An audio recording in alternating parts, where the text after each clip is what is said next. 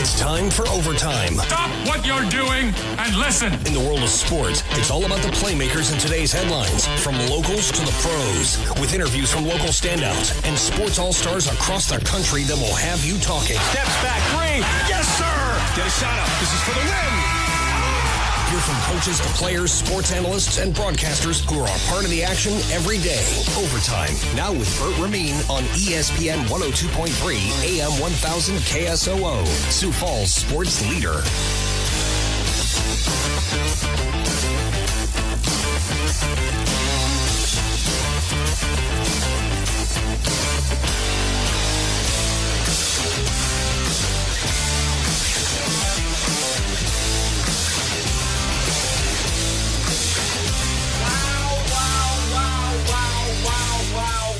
What a night in the sports world. It's Bert Rameen with Overtime right here with you as we get it going and cranked up on what is a extraordinarily interesting weekend in the sports world. Of course, we got so much going on with the Minnesota Timberwolves, and everything in between right now is exactly where it needs to be for Minnesota. Apologies for the technical difficulties. I got this brand new studio. Special thanks to everybody working on it over the weekend. We're ready to go. We're in the right spot right now as we get you cranked up. What a weekend it was for the Minnesota Timberwolves, for the Indiana Pacers, and for the other side of things, a tremendously disappointing weekend for the Denver Nuggets and the New York Knicks, two teams that many people, myself included, thought it was a foregone conclusion, up 3-2 in their respective series, and they are going to go to the conference finals. And that was a very surprising weekend. It was a very surprising Sunday, and one that brought the goods, the bads, and the uglies along with it. It is a beautiful day to be on the air with you here in Sioux Falls, and there is so much to get to as we say hello, and thanks as always for being along for the ride right here on your Sioux Falls sports leader. We will react. We'll get you all the audio you need to get on that big win for Minnesota, the big loss for Denver. You can debate it whichever way you want, whether Denver lost it, Minnesota won it, but for me, it doesn't really matter because Minnesota did exactly what I challenged them to do on Friday. I said, hey, everybody right now in the national media says, hey, they're cute. Look at that. They're sticking around 7 games. How about that? That's good for Minnesota. I still think Denver wins it, and I said, if Minnesota wins the series, that will raise their roof literally. It'll continue to bump up the ceiling of the franchise, and it'll be historic. That was the biggest night that I think has ever occurred in the history of the Minnesota Timberwolves last night. Everything went their way down the stretch. Adversity, check the box. Adversity responded to, check that box as well. Minnesota on to the Western Conference Finals. It is just their second ever conference finals appearance in league history and franchise history, and Minnesota on the way, doing it the right way, and a tremendously balanced team, all sorts of different players, role players, everyone comes to play last night in a big win for the Minnesota Timberwolves. Also, credit where credit's due to the Indiana Pacers and the Dallas Mavericks. Dallas takes down OKC, the top seed in the West, in just 6 games, and Indiana comes back from a 3-2 deficit in their series, take down Game 6, and a historic shooting outing in Game 7 as Indiana on to the Eastern Conference Finals. They'll meet up with Boston. So much to read into, so much to react to here on this Monday edition of Overtime. Timberwolves reign supreme for now. What's next for the NBA? The odds and the matchups ahead. What Vegas expects to see, what I expect to see moving forward in what has been a historically good NBA postseason thus far.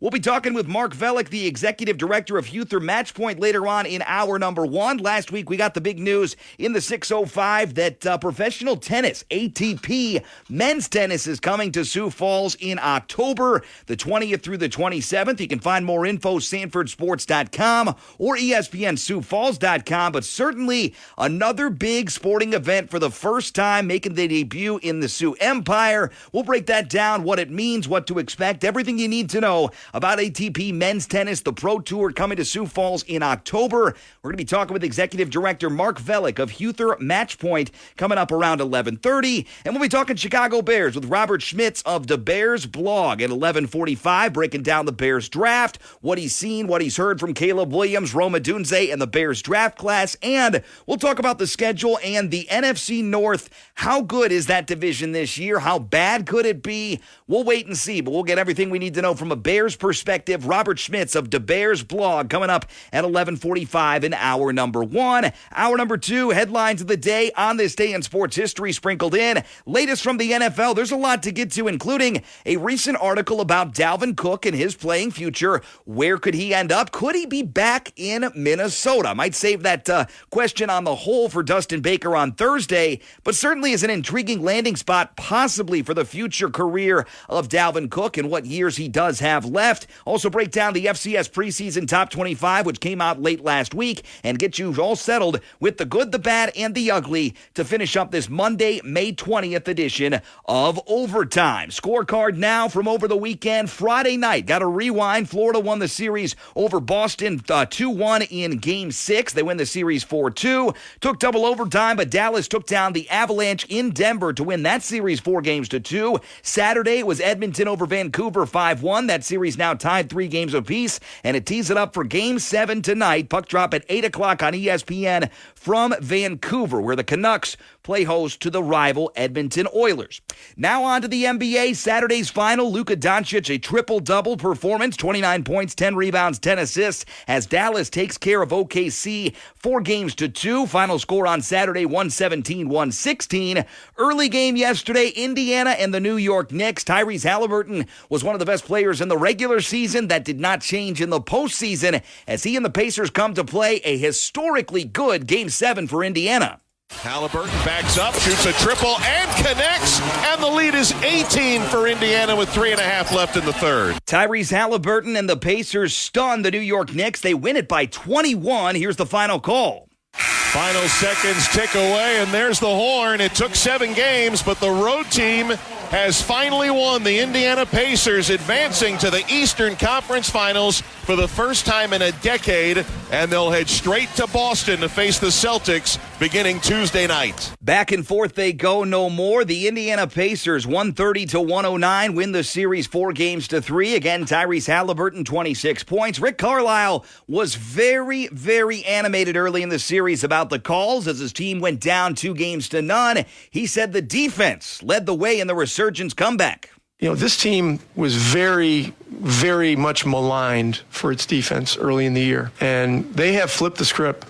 I mean, they won this series with grit and guts and physical play, you know, pressing 94 feet, and that's how we beat Milwaukee, too. That's head coach Rick Carlisle. Now, of course, another season comes to a close. What's the narrative going to be? A lot of people critical of the New York Knicks. They blew it. They were up 3-2. The season's a disaster. Chris Canty kind of echoing what I think as well. Season's still a success for New York. It absolutely was successful. It was wildly successful. I don't know how you could characterize it otherwise. You're talking about an organization that has won playoff series in back-to-back postseasons for the first time in a quarter century. And they did it on the back of a guy that finished 4th in scoring in the regular season. And I think when you look at the health of the franchise, when it comes to cap space, when it comes to tradable contracts, I think they are in a really, really healthy spot to make a big splash this summer and add on to a roster that has already developed a culture and a chemistry that personifies their head coach in Tom Thibodeau. So, yeah, I think this is a wildly successful season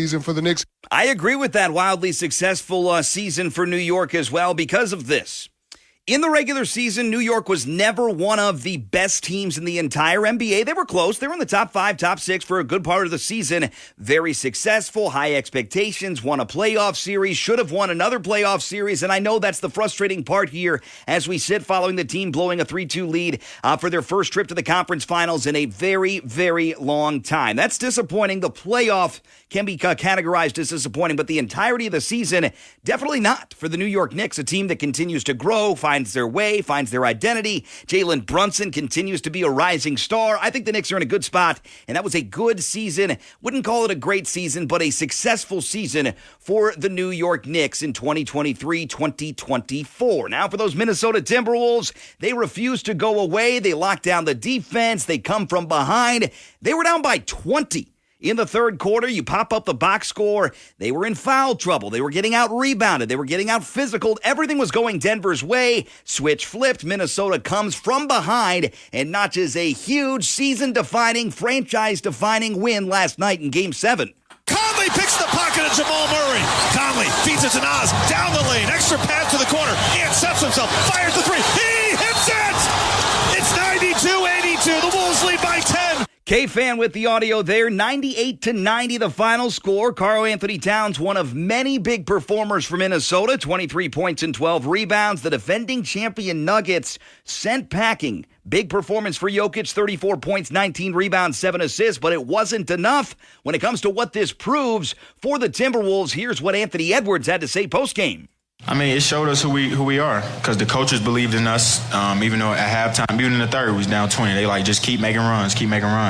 And it showed us who we are, man. Once we really lock in on the defensive end, because offensively we played okay, but once we really lock in on the defensive end, man, we're a hell of a team to beat. Absolutely true. Minnesota's defense top-notch. One of the main reasons that they won in the last 2 games of that series, down 3-2, and of course a 3-game slide in the middle of the series. No problem for Minnesota. Michael Malone, who was a little bit of a horse's patootie last night post-game in regards to answering questions, says his team was tired down the stretch of the series and the game last night. Those that know me, I'm not an excuse maker. The better team won, so I'm taking nothing away from Minnesota. But when you look at the fact that all the teams that are still playing, we played into June last year, a lot of basketball. And then we had to play our guys, our main guys, unlike last season, through game 82 to secure the number 2 seed. Whereas last year we were able to rest down the stretch. And I think the run last season and coming back and, you know, the amount of minutes that our starters had to play, I think mentally, emotionally, physically, I think guys are gassed. They're dead tired. They gave me everything I could ever ask for. I could certainly imagine rest being a factor and being exhausted from this season. But can you really point back to last year's games, 365 days ago, 350 days ago or so, as a result of your team being tired this year? Sounds like an excuse to me, but Denver sent packing 4-3 loss to Minnesota. They are on to face off with the Dallas Mavericks. Jay Williams of ESPN says it's Minnesota to beat this year. Their defense, when they kicked into gear, the thing you never question about Minnesota is their defense. It's finding their offensive rhythm. So when their offensive rhythm came into play, that second half turned into a different game.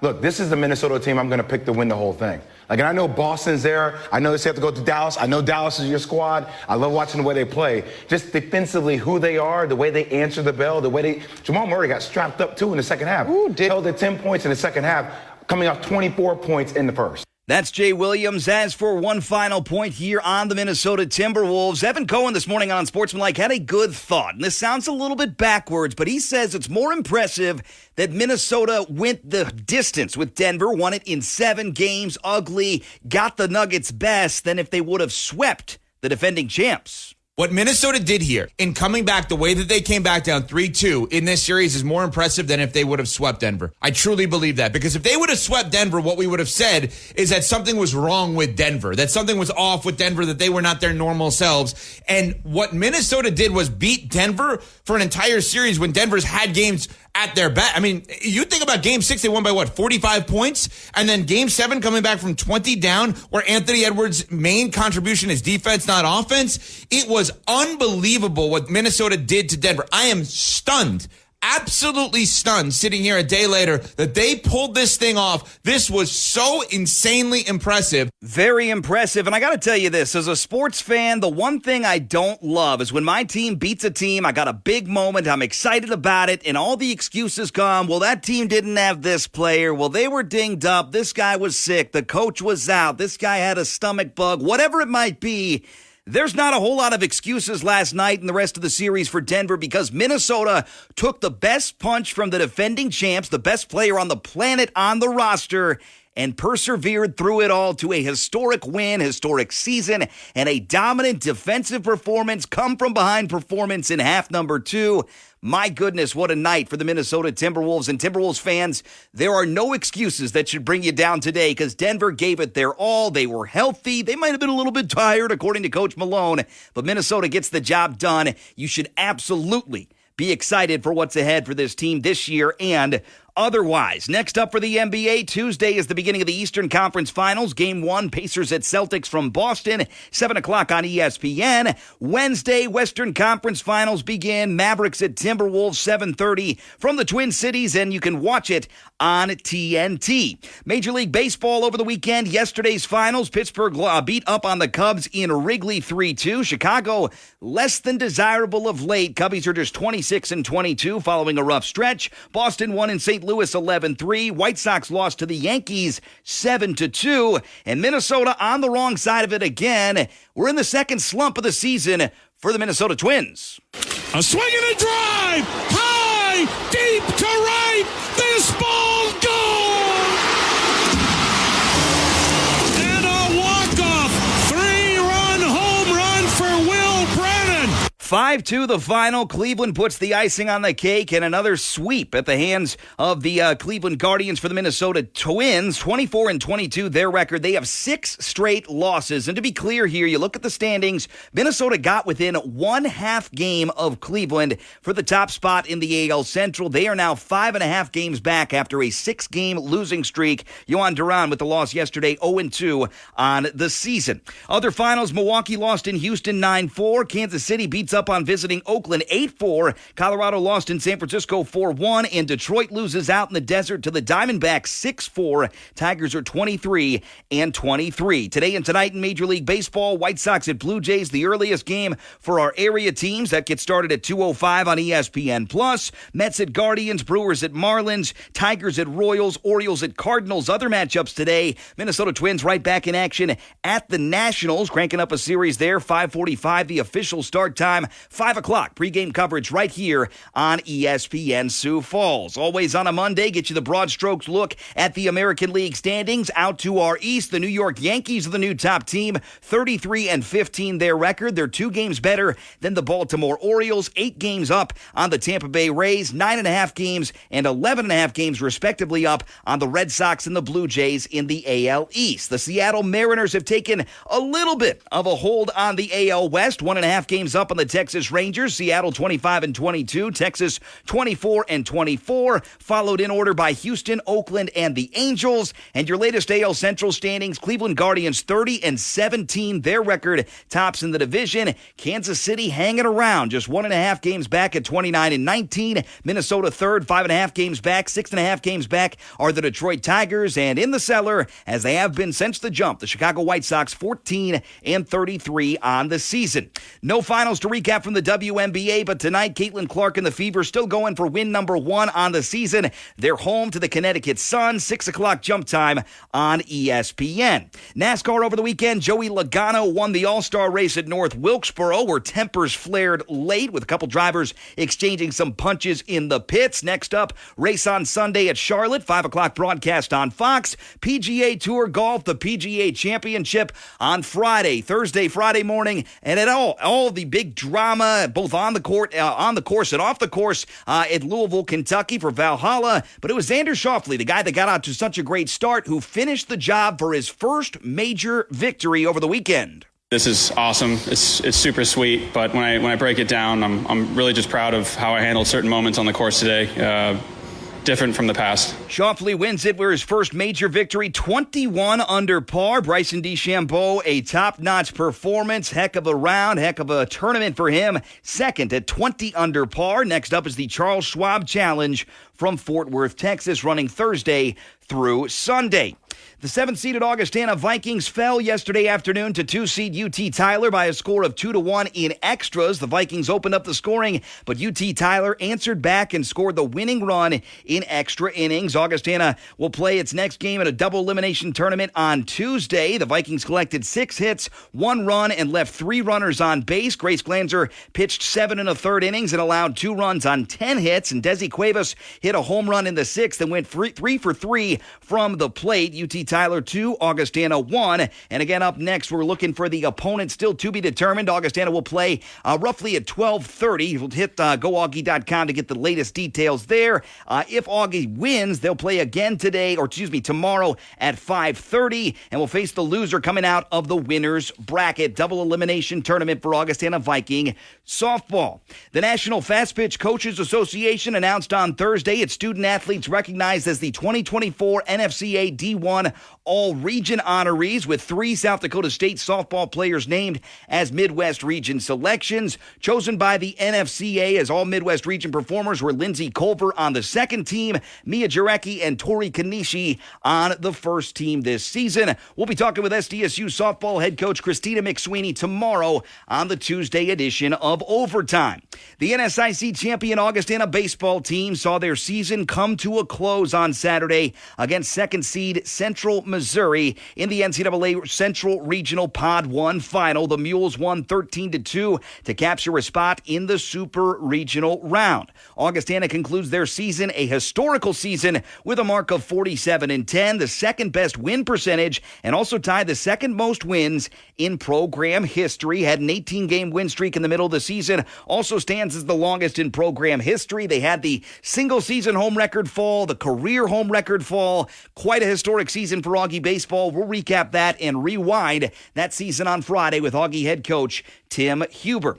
Lastly here, let's finish up your Reliabank headlines of the day with this. Veteran Jay Jackson was designated for assignment by the Minnesota Twins on Sunday. Jackson has struggled with a 6.85 ERA over 17 relief appearances this season. His first with the team. He allowed 10 earned runs over 6 appearances in May, including 3 earned runs over 1 inning during Saturday's loss to the Guardians 11-4. That's the latest and greatest. Your Reliabank headlines of the day. As always, for a better local banking option, check them out in person in the 605 or online at reliabank.com. When we come back, let's give the Timberwolves some more love. We'll talk about their big-time come-from-behind historic win last night over Denver. What's next for Minnesota? What does the series history look like this year between Minnesota and Dallas? The latest odds. Where does everything stack up across the entirety of the NBA? We'll get you that and more coming up next on the Monday edition of Overtime.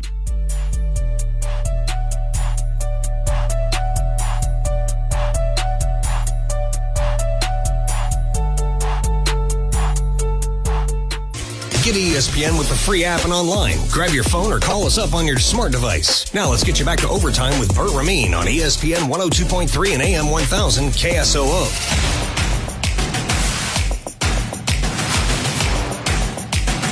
Right back with you. It is the Monday edition of Overtime. Thanks so much for tuning us in, as always, right here on your Sioux Falls sports leader. That's ESPN 102.3 AM 1000 KSOO. Got some NBA news to share before we react on the losers side of thing from last night. That's of course, the New York Knicks as well as the Denver Nuggets. First things first, though, former Washington Wizards head coach Wes Unseld Jr. and LA Clippers assistant Dan Craig are joining the Chicago Bulls coach Billy Donovan's staff as the team's top assistant coaches. Donovan is reshaping his staff with the departure of Chris Fleming, and after Josh Longstaff's acceptance of a new job as the second assistant with the Charlotte Hornets, Unseld spent 2+ seasons as the Wizards coach before his dismissal in January, and the prior 6 campaigns as part of the Denver Nuggets rise to prominence under head coach Michael Malone. Speaking of those Denver Nuggets, with about 30 seconds left, reality began to set in, and Nikola Jokic started to congratulate Minnesota Timberwolves players. In the span of 22 minutes last night, the Denver Nuggets' quest to repeat as champions disintegrated in stunning fashion. The Nuggets blew a 20-point third-quarter lead on their home floor to lose it 98-90 in Game 7 of the Western Conference semis. The way that they lost, according to ESPN.com, squandering a 58-38 lead with 10:50 to go in the third quarter, left the reigning champs shell-shocked and incredibly frustrated. It was the largest blown lead in a Game 7 in the last 25 years. The season's over. A frustrated Michael Malone said in his news conference as Wolves players could be heard roaring in celebration in the locker room next door through the wall. The suddenness of the Nuggets' repeat run ending had not yet settled in. Michael Malone said that was hard. Season's over. It is hard. Very noticeably and understandably upset post-game for head coach Michael Malone. After dropping the first 2 games of the series, Denver won the next 3 and looked like a shoo-in to re-emerging as their championship self, but the Nuggets wasted 2 opportunities to advance to their 3rd Western Conference Finals in the last 5 postseasons, both in shocking fashion. They were obliterated in Game 6 at Minnesota by 45 points, and last night, they looked the part. Again, I checked the box score. I was putting my son down, watched the first half, went to bed, came back, watched the second half. I looked at the box score in between, and I said, man, how does Minnesota get back into this? Karl-Anthony Towns has 4 fouls. They're getting out-rebounded, getting out-hustled. I didn't understand it. And then lo and behold, you flip the TV back on, and whoa, what the heck just happened to the Nuggets? What about this Minnesota Timberwolves team? Give credit where credit's due. It belongs with Minnesota as they took Denver's best punch and turned around, smiled, and said, hey, let's keep going, and Minnesota is on to the Western Conference Finals for the 2nd time in franchise history. Elsewhere, as he sat at the podium, his left-handed wrist immobilized after suffering a fracture in the season-ending loss to the Pacers in Game 7 at MSG on Sunday, New York Knicks star Jalen Brunson was asked if the season was a success. He said no, flatly. Asked later why that was the case, he responded, did we win the championship? Did we get close? After a pause, he continued, so no. That's my mindset. That's just how it is. You got to admire the competitor in Jalen Brunson. Everyone wants to win. Every franchise, the goal is win the title. Nobody wants to look good in the process, maybe just make the playoffs, squeak in, maybe win a big game or 2. You play to win the game, as the great Herm Edwards says, and New York did not win the final game of the season, but I would argue still a success and a team on the rise for the New York Knicks. Now for your latest odds here and your matchups from this year between Dallas and Minnesota. Timberwolves took 3 of the 4 games this year against the Dallas Mavericks, winning Game 1 of that 4-game kind of jaunt this year, 119-101. Game 2, Timberwolves took 118-110. Game 3 was the only game that Dallas won. That was back on January the 7th, 115-108. And the defense showed up in a big-time way January 31st for Minnesota, 121-87 lopsided win in that game. So Minnesota this year looks like the better team. What does Vegas think? It is pretty narrow odds, but Minnesota minus 170 to win the series, Dallas plus 145, Boston minus 1,000. To the Indiana Pacers plus 700 in their respective series. And now the spreads for Game 1s. Again, Game 1 of the Eastern Conference tomorrow night. Indiana is a 10-point road dog in Boston. Dallas and Minnesota. Timberwolves bounced around 4.5 points depending upon the game against Denver. And that's the number we're sitting on right now. Minnesota a 4-point favorite in Game 1 coming up on Wednesday night from Target Center. Now for the latest NBA Finals odds. It's still Boston's world and everyone's living in it. Minus 150 for the Celtics, but the Timberwolves, a huge rise up to plus 275 for the second best odds right now for the NBA Finals championship. Dallas Mavericks plus 500 and the Indiana Pacers, your value pick. To put it nicely, plus 2,500 right now. All those odds courtesy of DraftKings Sportsbook. We take the break. We'll talk ATP Tennis coming up next. It's Mark Vellek, the executive director of Huether Family Match Point here in the 605. We've got the ATP Tour coming here to the 605 before too long. We'll break down what that means, tickets, everything you need to know coming up next with Mark Vellek of Huether Family Match Point next on the Monday edition of Overtime.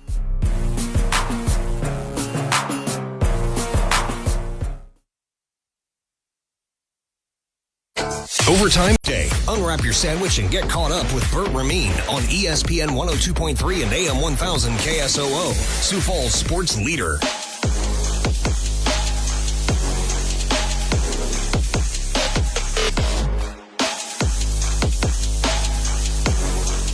Right back with you. It's this Monday edition of Overtime. Ever miss any of the show? Podcast links are easily accessible. ESPNSiouxFalls.com or on the free ESPN Sioux Falls app. It's a free download at the Apple App Store or on Google Play. It's an exciting time to live in Sioux Falls, and it's an exciting time for our region. Recently, a couple weeks ago, actually last week I believe it was, we had the big announcement for U.S. Olympic curling team trials coming to the Denny Sanford Premier Center in conjunction with the Sioux Falls Sports Authority. And then last week we got a huge earth-shattering announcement from Huether Family Match Point. The Market Beat Open, as well as the ATP Men's Tennis Tour, is coming to the 605, coming to South Dakota for the first time as well. Very exciting stuff. Here to break that down, talk about what's going on lately at Huether Family Match Point. Mark Vellek, the executive director at the Match Point, playthepoint with an E.com. He joins us on the ESPN hotline. Mark, long time no talk. Welcome back to Overtime. How you been?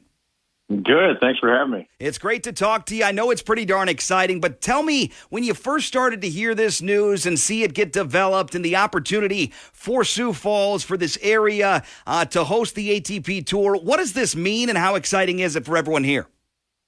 This is huge for professional level tennis to come up to this part of the country. It's been, over 10 years before the pro tours have ever come to this part of the country. Even Kansas City, Minneapolis hasn't had this in over a decade. So to have this event coming here and this level of tennis, this level of event in this community is an awesome thing. And we're super excited. It's certainly a big undertaking. We're basically going to be turning our facility into something that's not on a day-to-day basis. So it comes with challenges, and it's going to take a lot of organizing, but it's such a cool thing to be able to bring to this part of the country and this community. We couldn't be more excited. And I know that the community is very excited as well. We got a couple big events all within a couple days of each other that have never happened before for Sioux Falls, and it just speaks to our growth, viability, and also the events that we've had in the past are kind of propping this all up. I think it's just part of the growth and obviously the welcoming community and the ability that we've proven that we can handle these events, whether it be D1 men's basketball, women's basketball, ice hockey, whatever. Now we've got tennis and curling coming, and I can't wait to see what's ahead of that. The dates for the Market Beat Open are October 20th through the 27th. When it comes to format, the league, the tour, everything, tell us a little bit more about the quality of tennis players that we'll see and also what it might mean in the stage of their season. I did see some linking to the Australian Open. Can you kind of give us a little more info on what it all means for the players? Yeah, so our event has kind of added importance on the tour calendar, and really it's a great time of year to host this level of event because we're going to be a while after the U.S. Open, but we're right before all the big tournaments, the indoor tournaments over in Europe to end the year. So I think we're going to have a really strong field. We're the first of 4 tournaments that are going to be used to determine the United States' wild card into the Australian Open. All the majors, some players get directly into them. Some of the spots are filled through qualifying, and then the rest of the field of 128 at the majors is filled by wild cards. So, the USTA has an agreement with Tennis Australia where we give an Australian a wild card into the U.S. Open, and then in exchange, the Australian Open gives an American a wild card into that. So the USTA, it's up to them and how they award that wild card. So this year they're using a 4-tournament swing in the fall, and whatever American has the most points at the end of that will get the U.S.'s wild card into the Australian Open. So there's a lot at stake for these guys.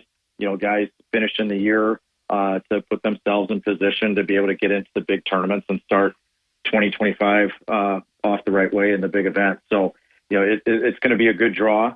So we won't know what players are coming until 21 days before the event, but we're anticipating a pretty strong field given what's at stake. Should be a lot of fun. Again, the Market Beat Open, marketbeatopen.com, playthepoint.com. We're talking with Mark Vellek of the Huether Family Match Point, executive director here. If I were to ask you 5 years ago, Mark, realistically, be honest here, hey, Sioux Falls is going to host an ATP event in due time, would you have believed me? How viable is this for our community? And you talked about it being a big deal, but how viable is this, and what does it say about future prospects for our area? Yeah, 5 years ago, I was not thinking this. 5 years ago, we were focused on getting, bigger junior national tournaments here, which we have. We run a ton of junior tournaments throughout the year, and so people come in from all over the country. In the last 5 years, we've had players from 47 of the 50 states competing in national tournaments at our facility. So, we've made a big splash in junior tennis, which is awesome. But, pro level events, so much goes into these things. We actually started talks with the tour a couple years ago when we only had 6 courts, and we quickly realized that, we just didn't have the space to pull something of this magnitude off. But when we did our 4-court facility expansion that opened in December, then a couple months ago, talks started up again with the tour once we had the space. And even with 10 courts, we're going to be utilizing our entire facility as well as the Stanford Health facilities on the Stanford Sports Complex. We're going to be using gym space at the field house and player locker rooms and training rooms and lounge areas at the Pentagon. And we're using both hotels on campus and having eating on campus. It's just a perfect setup to run this event. And when the tour did their site visit, they were just blown away by not just our facility, but the entire Stanford Sports Complex. They just couldn't believe it that, it'd be such an amazing complex for any large city to have, much less, to come to Sioux Falls, South Dakota and see this. They just could not believe it. And they actually said that we haven't been this excited about a site visit in a long time. They just could not believe all the facilities and quality of facilities that we have. And I think it really speaks to the growth of our area. And I know the Sanford campus, whether it be the Premier Center, Pentagon, Match Point, everything going on out there is so darn great and definitely continues to help our city grow and grow. Mark, when it comes to pro tennis tournaments, I would assume that you've got some experience going to these. What is the experience like if you have been? And if you haven't, you can talk about what you expect. But what's the experience like and what's the format? How many total tennis players will be here? Yeah, so the tournament, the main draw for the singles is 32 players, and then 16 doubles teams. There will be a 16-player qualifying tournament the weekend before the tournament starts. So from that qualifier, 4 players from that will advance into the main draw. So it goes all week, and the whole tournament gets played on 2 courts. So we'll be turning 2 of our courts into little mini stadium show courts. Each day there'll be a scheduled play that will include 5 matches on each of the 2 courts. So, it takes a couple days to get through the first couple rounds. But yeah, a lot goes into them. The tour has high standards and there's a lot of qualifications that you have to for the players and everyone involved. So it's definitely a big undertaking. But it's the quality of tennis is going to be so high. And just to have something like this here is just amazing. So it's certainly worth the work that's going to be put in to pull this off. But, the neat thing with us running this is, in our facility, it's not going to be a huge venue like the U.S. Open or Indian Wells, some of these other ones. So the neat thing with having this in our facility is people are going to get so close to the action. We're not going to have a bad seat. And I've been telling people that our worst seat is going to be as good or better than the best seat at the U.S. Open. So to have the opportunity to get this close to the players and this close to the action is going to be a neat experience for everybody. And it's also going to give everyone a really good appreciation for how good these guys are, being able to see this level of tennis so up close and personal. I'm just really excited what people are going to see. Market Beat Open again October 20th through the 27th. Mark Vellek, the executive director at Huether Family Match Point, is our guest, ESPN Hotline. Mark, before we let you off the hook, I look forward to talking to you more about this when it gets closer in the fall, October 20th through the 27th. I know people are probably thinking in their mind right now, hey, where do we get tickets? Where's that all info? And where can you find out more information? What's the latest there as far as ticketing goes for the event? And also, what's the latest people need to know about the Huether Family Match Point? Anything new or noteworthy going on there these days? Yeah, so tickets are going to go on sale Monday, August 26th. That's actually the first day of the U.S. Open. So, we figure tennis will be on everyone's minds. They'll be glued to the TV watching the U.S. Open for a couple weeks. So thought that was the perfect time to launch ticket sales. And those tickets will be able to be purchased through marketbeatopen.com. So those will go on sale Monday, August 26th. But yeah, aside from the pro event, we've got so much going on. We're actually in June partnering with the Sioux Falls Tennis Association to run the largest junior tournament in the USTA Northern Section. That's going to be June 14th through the 16th. We've got our summer program starting up right after Memorial Day. Just a lot of great things going on in tennis, and Sioux Falls is in such a great spot right now, and it's growing so fast, and it's just a really passionate community, and we're just excited to be a part of it and help create opportunities to grow the sport. Very exciting stuff ahead indeed. That's Mark Vellek, the executive director at Huether Family Match Point. Mark, we'll do it again soon. All the best. And I know the excitement will build from here. We'll do it again soon. Thanks so much for the time. All right, thank you. All right, that's Mark Vellek, the executive director at Huether Family Match Point. Again, you want more info on that facility, getting involved in tennis, whether it be for you, the kids, or otherwise, playthepointe.com, Pointe. Playthepointe.com, and for specifics on the Market Beat Open, pretty simple, marketbeatopen.com, October 20th through the 27th. Tickets, you'll have to wait to the start of the U.S. Open, Monday, August the 26th, when those tickets are set to go on sale. Great stuff there from Mark Vellek, again, executive director at Huether Family Match Point. When we come back, we're shifting gears from tennis to football. Let's talk about those Chicago Bears, the first impressions of Caleb Williams, Rome Odunze, the draft class, and of course a schedule breakdown. Robert Schmitz of the Bears blog set to join us next on this Monday edition of Overtime. You want more of Overtime? It's all on the podcast. Free with the app or online at ESPN Sioux Falls. Overtime with Bert Rameen on ESPN 102.3 and AM 1000 KSOO.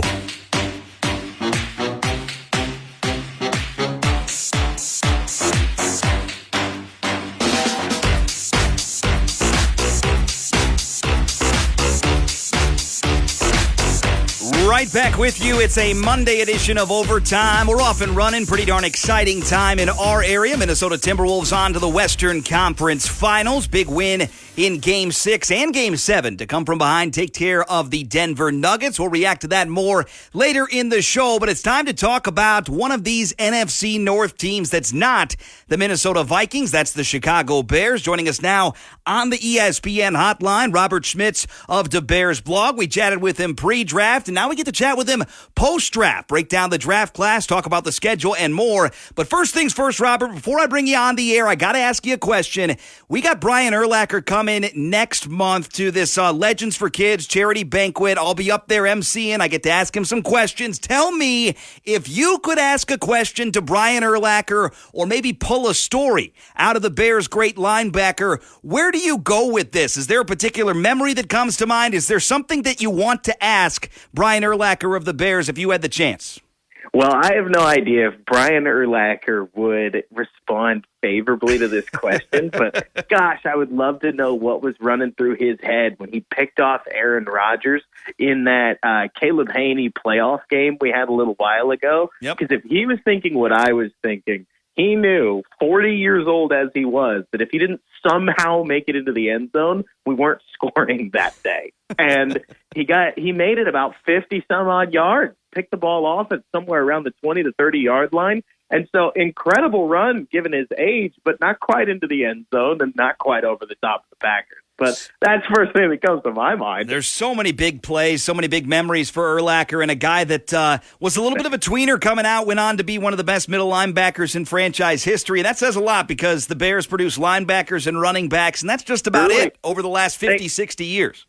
They grow on the vine in Chicago. And isn't it so funny when you go back and you read some of these pre-draft profiles, you see things like, oh, well, he's a tweener. We're not sure what he's going to be, linebacker or safety. Goes on to become a Hall of Famer and reminds you that, sometimes these draft prospects, just like the ones we're about to talk about, they come in with questions. They come out with incredible careers.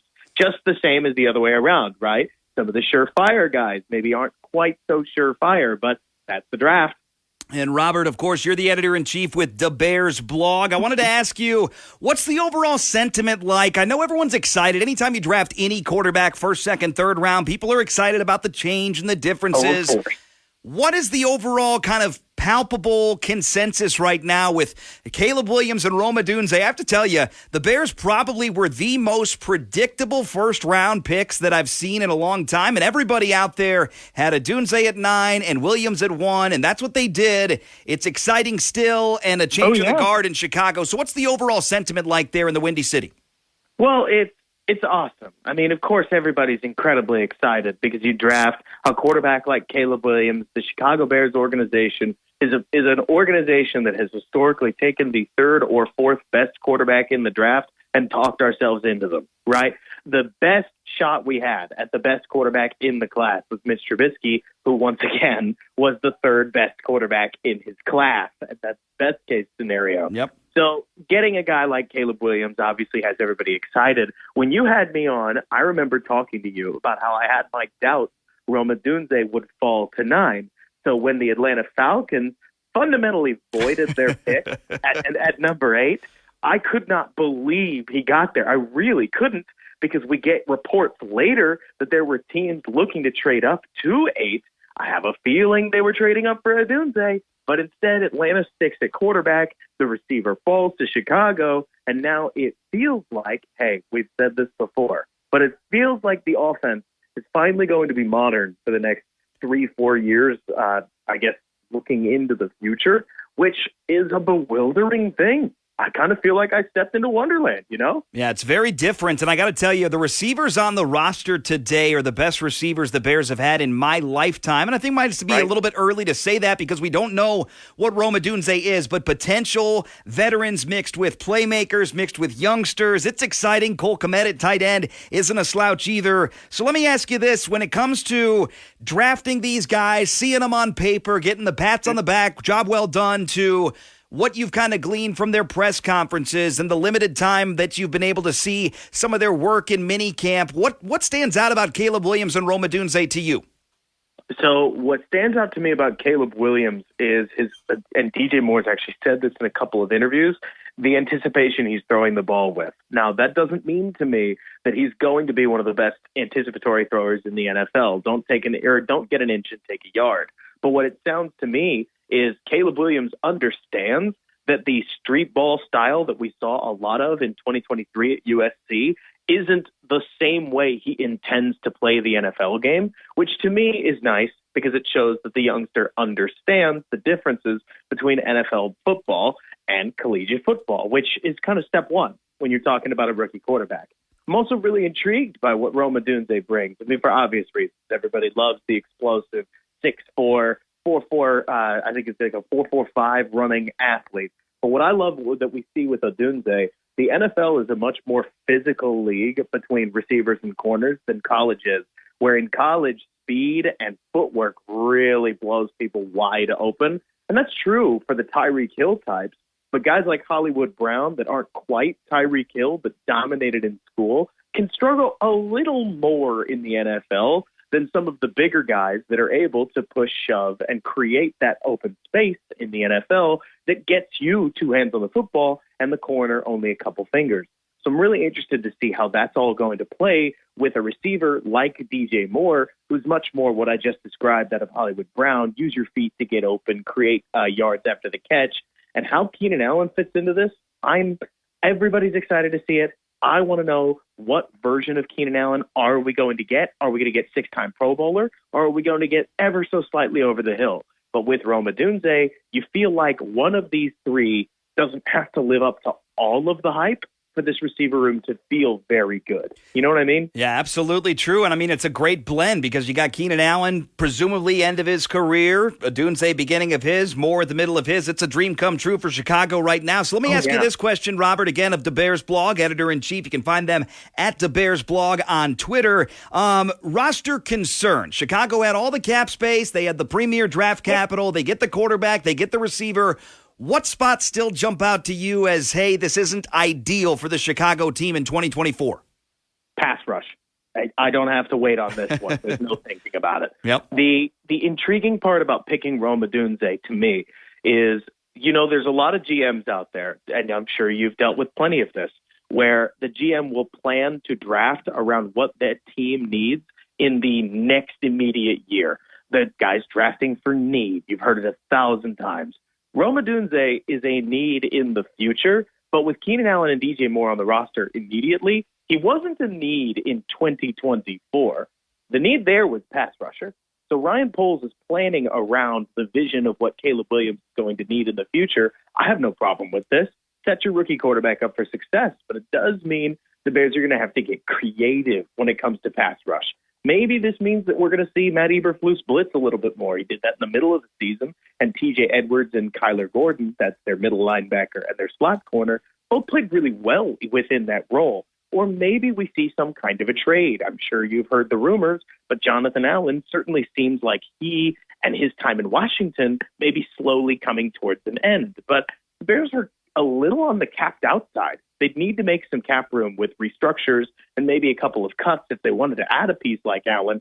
So what we see in Chicago's defensive line may be what we get. And I don't know exactly what that's going to mean for 2024 because there are a couple of young guys like last year's second round and third round picks, Gervon Dexter, I should say, and Zach Pickens, that if they blossom, the pass rush gets a lot better. But right now, on paper, it's Montez Sweat and guys, right? Yep, and that's absolutely true. I mean, Montez Sweat carries the banner, carries the torch as well for that unit. Robert, before we let you go, I want you to play Cool Your Jets, and I also want you to light the fire of Bears fans that are listening here. Okay. Ceiling and floor this year. Chicago was 7-10 last year. That was pretty darn good. They had the late season run. They were awful to begin the season.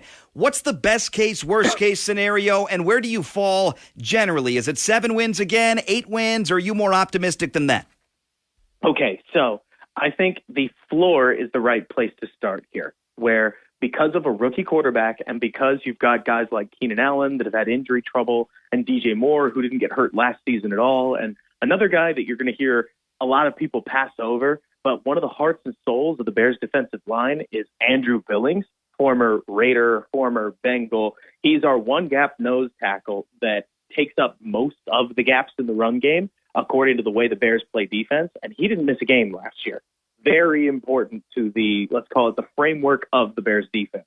So if you lose a couple of these guys to injury, these major names, and you don't backfill them with next guys stepping up, and Caleb Williams has predictable rookie struggles, you could end up a 5-12, 6-11 team where everybody says, yeah, but everything broke away from them, or something like that.